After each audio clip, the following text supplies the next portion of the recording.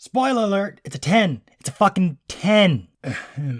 Sorry about that. Anyway, so today I'm going to be talking to you guys about the third and final game in the Super Mario 3D All-Stars collection that was released on the Nintendo Switch. If you're interested in my actual thoughts on the game and not just the actual rating, let's jump on into it. Take a guess what this game is about.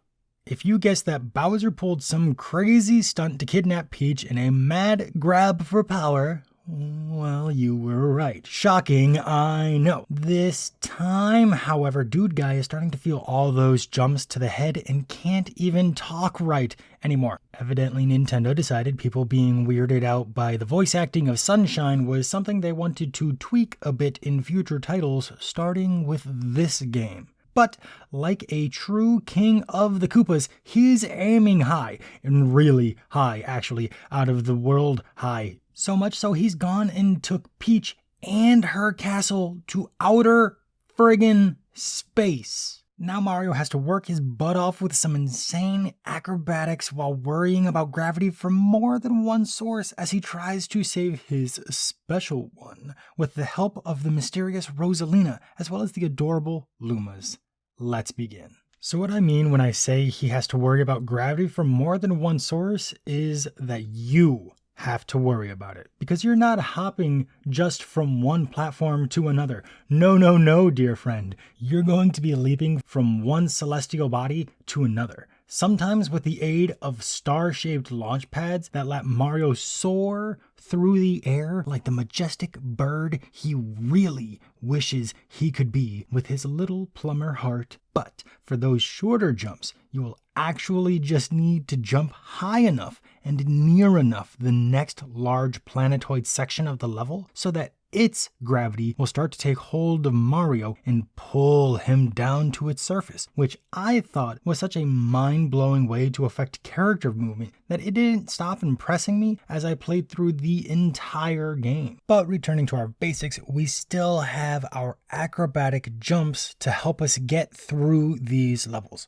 Jump, double jump, triple jump. These are all well and good. But what returns to this game is the long jump from Mario 64. That was not present in Sunshine. And of course, we still also maintain the staple of the wall jump, somersault, and backflips. So having played this, even for the first time, having just played the other two games, I was already well tuned into the basics of the controls. All I needed to get used to was the Wiimote adaptation controls. They've got a few ways of handling that with this game. First is with this really useful spin move that Mario gets with the help of one of the Lumas that's given to you by Rosalina. Let's say you've got your Switch docked and you want to activate your spin. The best way to do it would be to shake the left Joy-Con. Let's say that your Switch is docked, maybe you're using the remote attachment, or maybe you just don't even want to use the shaking mechanic. You always have the option, no matter your current configuration, to just press Y in an effort to try and activate your spin as well. Now, whether or not you want to use the shaking mechanic, I cannot stress how much I highly suggest that you play with your Joy-Cons detached. It just feels right,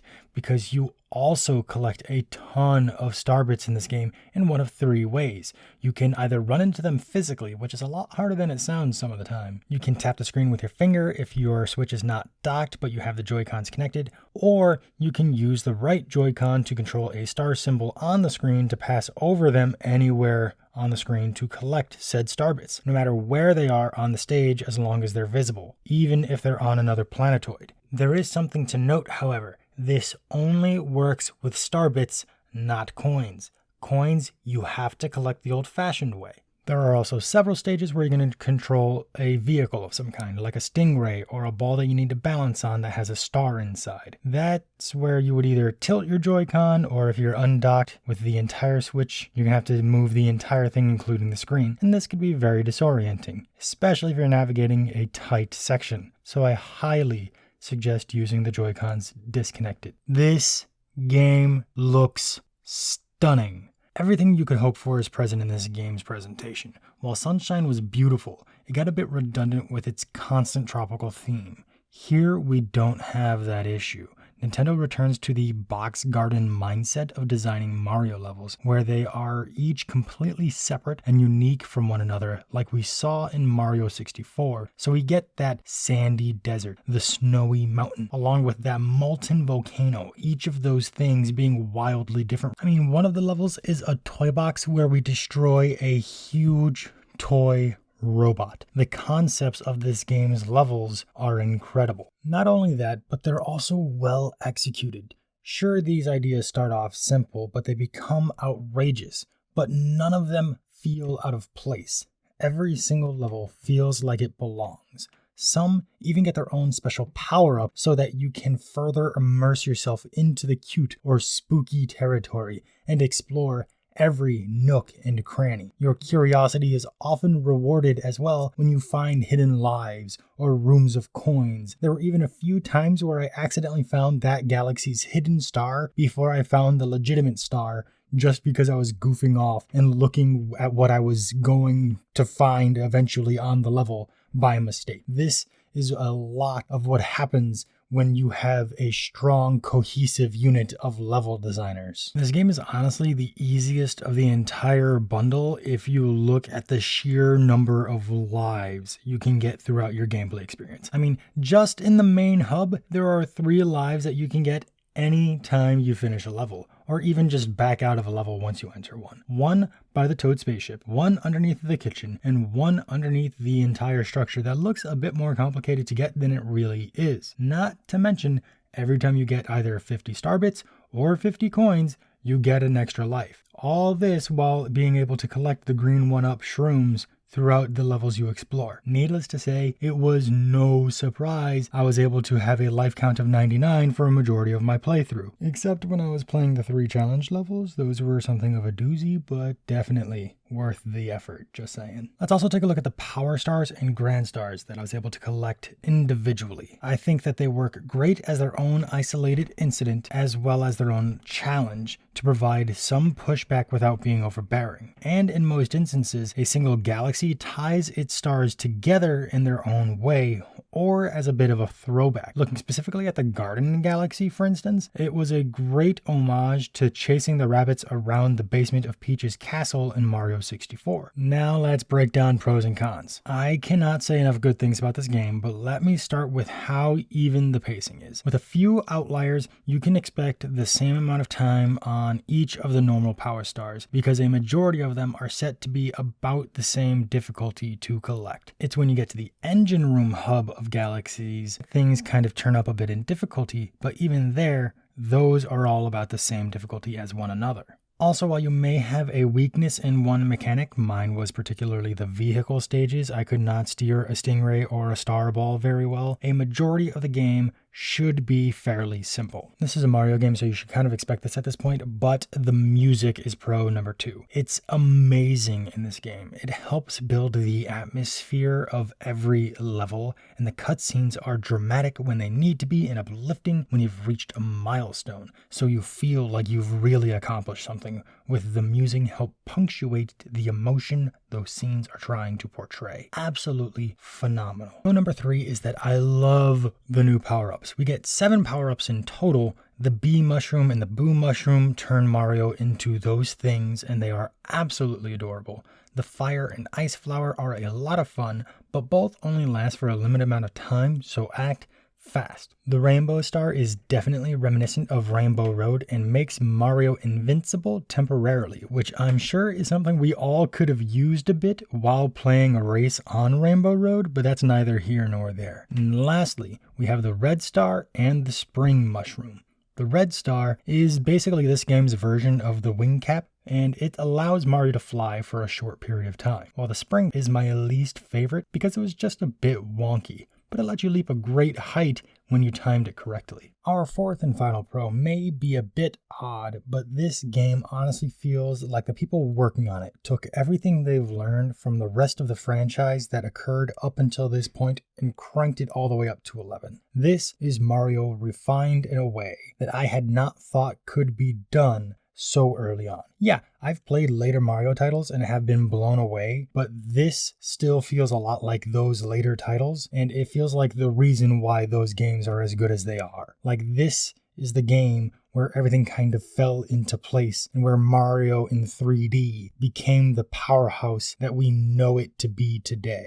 It's all in the little details. The fact that gravity works in multiple planes, the different worlds being separate but connected, there being a larger story beyond the Mushroom Kingdom. It feels like this is where Super Mario really became super. Now for the obligatory cons section, I have to specifically state the spring mushroom. As much as I love this game, that one power-up is just awful in my opinion. And let me be clear, this is just an opinion. It could be your absolute favorite power-up from this game, and that is fine, but my goodness was it painful for me. And con number 2 is Joy-Con positioning. I almost always play my Switch docked and on my TV and use the remote attachment, so it's more like using a single controller versus the two Joy-Cons separately. For some reason, it's just how my mind works for gaming. Maybe it's all those years playing PlayStation, who knows. So when I fired up this game, that's how I started it. Then I hit the first Stingray surfing level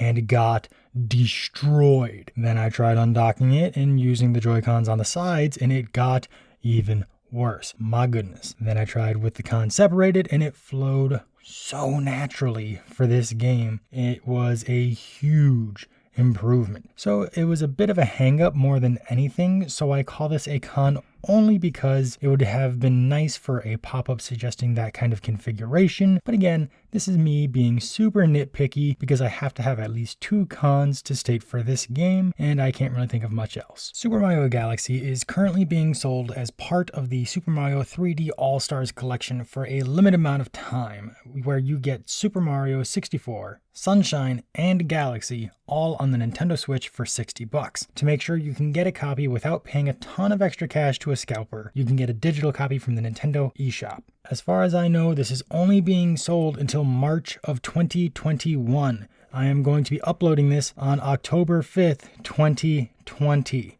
So if you're watching this in the future, this may not be up for sale. If that's the case, I am deeply sorry, but who knows what other kind of information may have come out at that time. Now, for my rating of Super Mario Galaxy. This is the first time I've actually played through this game, and I made sure to get all of the green stars and clear all of the trial levels that are meant to be more challenging, since I knew I wasn't going to be 100%ing this, to see if I'd just be able to clear those harder levels. Even with that added challenge, it was an absolute blast, and I could not recommend this game enough. Super Mario Galaxy has absolutely earned my very first 10 out of 10 rating. Thank you all so much for stopping by and sharing your valuable time here with me. Feel free to like this video, share it out, comment down below what you thought about it and anything else here on my channel as I transition from bookish content to gaming content, and subscribe if you're new. But that is all for today. Thank you so much for stopping by. I hope that you're having a fantastic, amazing, wonderful day, because you are fantastic, amazing, wonderful people. I love each and every single one of you, and I'll talk to you all again soon. See ya.